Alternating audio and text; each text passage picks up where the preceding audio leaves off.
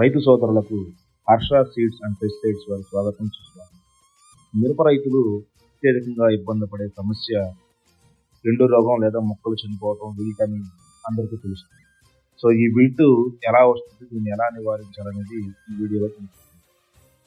మొత్తంగా మొక్కలో ప్రధానంగా ఉండే కాండంలో 2 భాగాలు జైలం, ఫ్లోయం. అయితే ఈ జైలంలో ద్వారా వేరు నుంచి నీరు మొక్కకు పోవడం జరుగుతుంది.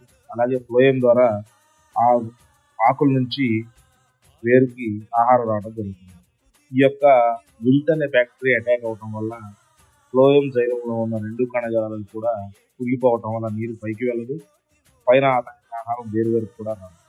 సో ఈ విధంగా అవటం వల్ల మొక్క అనేది నీరు పలకపోవడం వల్ల చిన్నగా పండుబారటం, ఆకులు అనేది రాలిపోవటం మరియు మొక్క క్రమేపీ ఈ విధంగా మీరు చూసినట్లుగా మొక్క ఎండిపోవడం జరుగుతుంది.